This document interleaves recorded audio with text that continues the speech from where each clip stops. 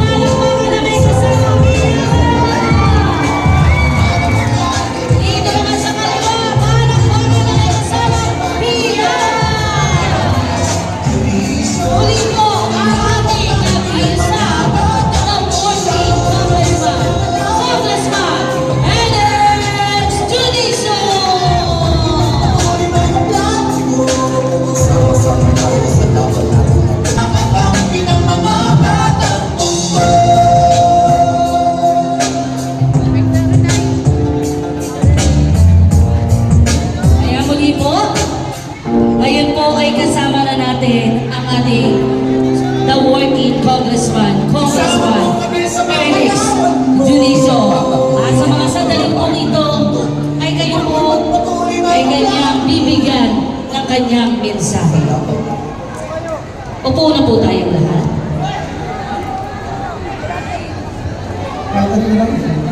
Hi! Maupo po kayo! Maupo po kayo! Salamat po! Maupo po kayo!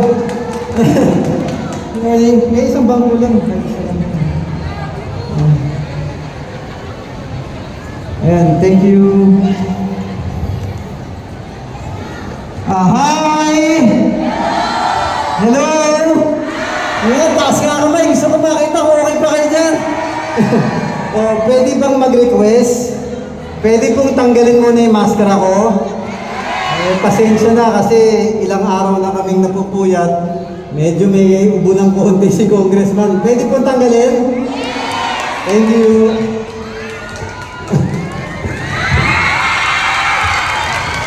Salamat. Good morning! Sa inyo pong lahat, naririto po tayo dahil sa mga nasalanta ng sunog sa iba't ibang parte ng distrito natin. Mula po sa aming pamilya, kilala niyo po ang tatay ko, si Jonix. Taas nga kamay nung nakakakilala kay Jonix. Pinararating po ng tatay ko at ng nanay ko na si Dinsay yung pagtulong at pagbati sa inyo nang huwag po kayong mag-alala hanggat hindi kayo nakababangon, naririto po kami para po sa inyo lahat. At mula rin po doon sa grupo namin, kilala niyo ba si Isko? Kilala niyo si Yorme? At ang vice mayor niya, si Chi Atienza, naririto rin yata yung 6 na konsehal namin, si Colonel Ibay, Junior Ibay, si Taga Pahardo, Chairman Bobby Hernane, at si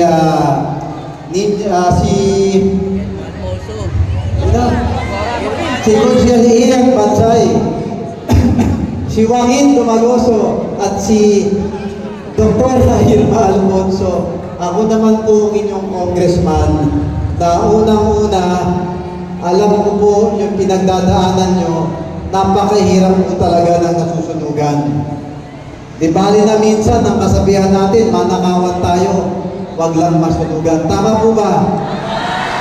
Pero yung chairman ninyo, sino mga taga-barangay 20 dito, Parola?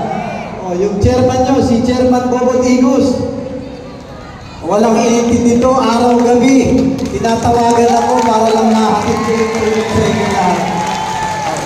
Yung mga chairman din, yung mga ibang barangay na naririto rin, nandiyan din si Chairman Banal, ng barangay 1, 2, 3, at yung iba pang chairman, hindi ko na kayo mabanggit, at yung mga kagawad at kawani ng barangay, natutuwa lang ako na lahat ng lingkod bayan natin sa barangay, kasama po ang mga lingkod bayan natin, iniintindi lagi, makaraos tayo sa sitwasyon at makapaghatid ng tulong sa lahat na nasa lanta ng sunog. Pasalamatan niyo po yung mga kasama ng mga chair natin.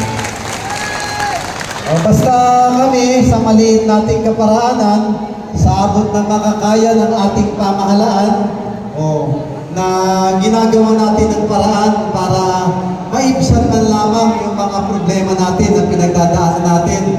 Yung mga gamit, sa totoo lang, sayang. Pero mawawala at mawawala, nasunog, nawala, nanakaw. Pero ang importante, lahat tayo ngayon dito, buhay at magkakasama sa ilalim kasama ng ating Panginoon. Basta naghanda po ang pamahalaan, si Congressman, ako po tulay ninyo sa serbisyo ng national government. Tungkulin ko po at nakaatang sa balikan ko na mapaglingkuran kayo bilang ama ng District 1. Kaya hindi ko kayo pwedeng pabayaan.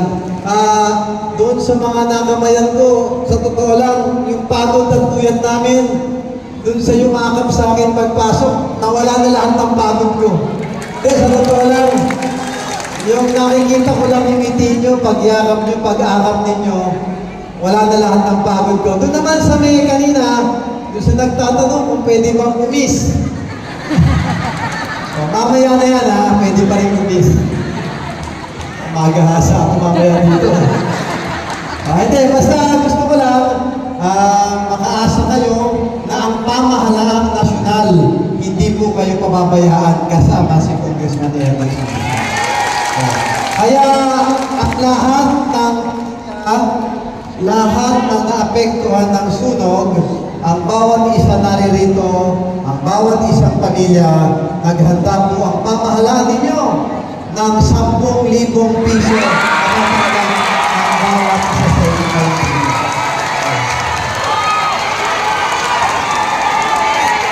Tuwa ang mga tao.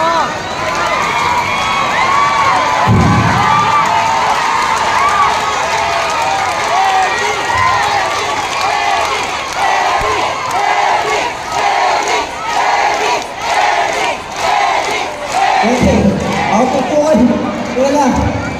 Basta hindi. Talagang alam ko lang kailangan nyo ng tulong. Kaya talagang masatampan ninyo kami sa pamahalaan. Lagi kami tutulong para sa lahat ng batang ito. Okay? Kaya muli po sa inyo lahat, mga minamahal nating batang tundo, ako po si Congressman Ernest Quirino.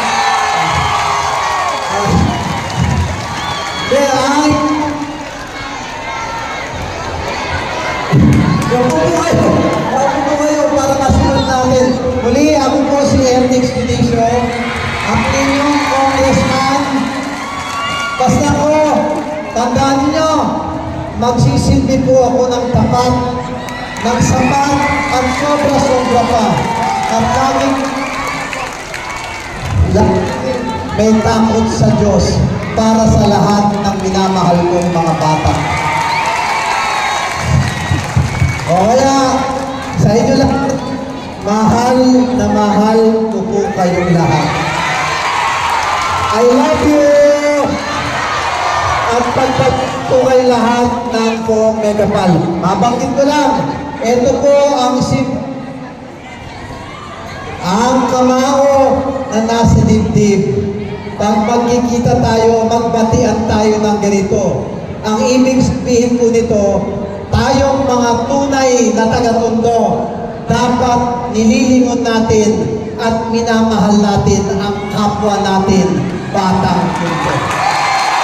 Kaya muli sa inyo, pagpalain tayong lahat ng Poong Megapal. Manila! God bless! Marami pong salamat sa inyo lahat. Congressman Ernest Quirino, muli samahan po natin ang ating butiing congressman. Kasama po ang mga punong barangay. Magsitayo po tayong lahat.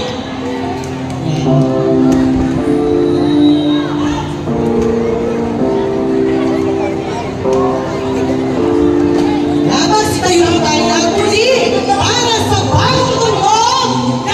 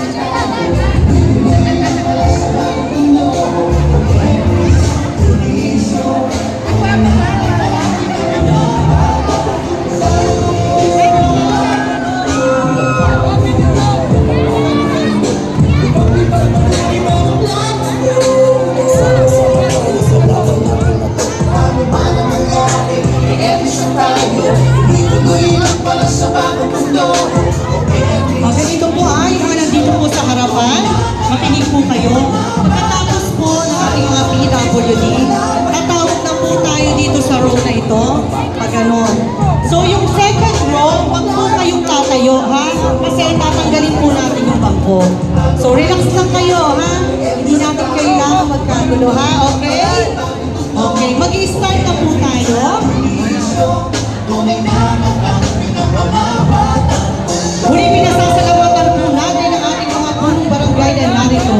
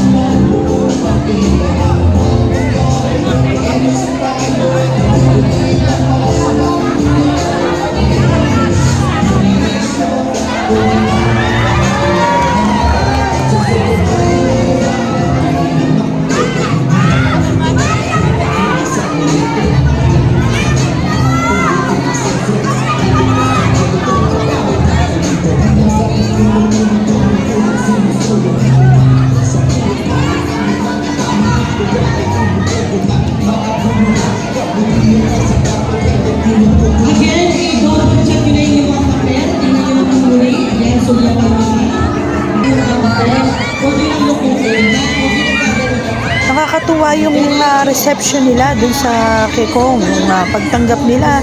Talagang yung yung bang selfie, kasi napakagwapo rin naman talaga ni Congressman, tsaka ang dami talaga niyang nagagawa dito sa District 1 sa May Tondo. Ang dami niyang natutulo. Ayun di ba? Sobra biglang akap, di ba? Grabe. Kasi sa totoo lang si Kong napakabango, napakagwapo, laging nakangiti. Ayan, kaya naman yung mga tao, especially mga babae, yan, todo ngiti, todo tili talaga sila kay kung pag nakita nila, tuwan-tuwa sila dahil ang gwapo nga naman, mga girl talaga, di ba? Grabe, kakatuwa sila, di ba? Ayan, talagang sinasalubong sila, talagang gusto lahat, bawat isa gusto makipag-selfie kay Kong sa bawat event, ganito naman talagang lagi na lang merong mga pa-selfie. Ayan, mga girls talaga, di ba? Hindi mo maiwasan hindi sila magtitilian talaga. Yung selfie, hindi talagang nawawala. Grabe. Parang parang celebrity ang peg, di ba? Lahat ng girls kinikilig pagka yung pag nakikipag-selfie sila, kinikilig lahat. Kahit mga matanda, bata, talagang lahat kinikilig sila, mga natutuwa sila kasi sa totoo lang si Congressman napaka-approachable. Yung talagang masang-masa siya. Wala siyang kaere-ere sa katawan. Mana siya doon sa tatay niya kay Konsehal Jonix. Ganyan din si Konsehal noon talagang napakadali mo siyang lapitan. Ganyan, kumbaga nasa pamilya na nila talaga na humble talaga sila. Kaya naman sila, ayan, hanggang sa minana na ni Congressman Ernix Junicio yung pagiging politician ng tatay niya, hanggang sa kanya, ganyan. Kasi talaga namang napaka-humble nila mula dun sa tatay hanggang dito sa anak, talagang nagmana. Kaya mahal sila ng taga-Maynila, especially ng taga-Tondo. Talagang, kasi si Konsehal Jonix naman, marami din talagang nagawa para dito sa mga batang Tondo. Yan nga po kanina yung sinabi ni Congressman Ernix na mahalin natin yung batang Tondo. Ayan, talaga naman po, pinakikita niya na talagang mahal niya ang mga batang Tondo. Talagang mahal niya talaga. Kasi sa dami ng proyekto na ginagawa niya para sa mga taga-Tondo, dahil alam niya naman po na talagang napakaraming nangangailangan ng tulong. Kaya ayan siya na talagang nagbibigay ng tulong. Ginagawan po niya ng paraan para makatulong siya sa abot ng makakaya niya na matulungan. Actually, itong mga nasunugan na ito, last year pa, parang November, December, nagkaroon na ng sunog. Yung mga dumanas ba ng sunog, sila yung mga nandito ngayon na tinutulungan ulit dahil talaga namang hindi madaling makarecover dun sa nasunugan. Talagang mahirap yon. Kaya ayan, kaya tuwan-tuwa sila. Imagine, 10,000 yung binigay. Diba?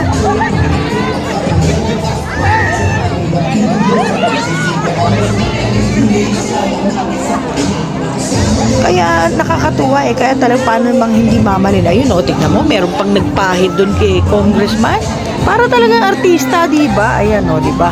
Nakakatuwa lang talaga yung mga tao. Yung bang talagang lahat sila, hindi mapatid. Kaya yan, sa totoo lang yung mga event ni Kong, lalabas na lang, hindi pa siya makalabas ng gusto. Kasi nga, sa dami ng nagpapaselfie, yung mga humaharang sa kanya, gustong makamayan man lang siya. Ayan mga kinikilig, di ba? Grabe talaga. Buti nga kami, nasanay na kami kay Kong, kaya hindi na kami kinikilig. Pero talagang nasanay na kami, ganyan talaga yung senaryo. Tuwing may event si Kong, talagang hindi po pwedeng hindi selfie yung mga tao sa kanya. Nakakamayan siya. Minsan nga, talagang nakawang pa siya ng halik. Ganun talaga si Kong, pero nakangiti pa rin siya kahit minsan nga talagang kitang-kita namin yung pagod niya, pawis na pawis siya talagang, pero nakangiti, hindi mo makikitang sisimangot siya.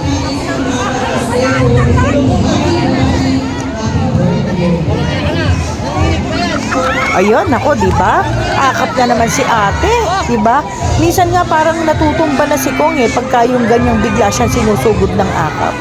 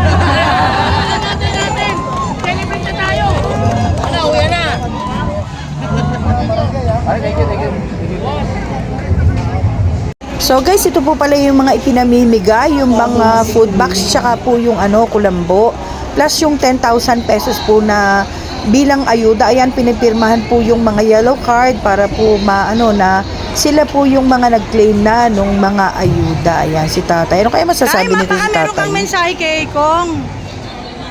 Baka po meron kayong mensahe kay Kong. Papasalamat po ako sa kay Congressman na Ernex. Apo. Isa pa po dito. Malaking bagay po itong pamigay niya po. Nakakatulong po sa amin. Apo. Salamat po. Apo. Sige, salamat po. Nay! Nay! Baka may mensahe ka kay Kong. Salamat, maraming salamat. Mabasa na buhay niya. Ay, thank you po. Ayan, so sila na po pala yung mga nakakatanggap ng mga box ni Kong. Ako sa side. Padampot na lang po yung mga basura. Yan, salamat po Ako lang po. Sir, ano ba ito? Kulambo? Kulambo pala yun.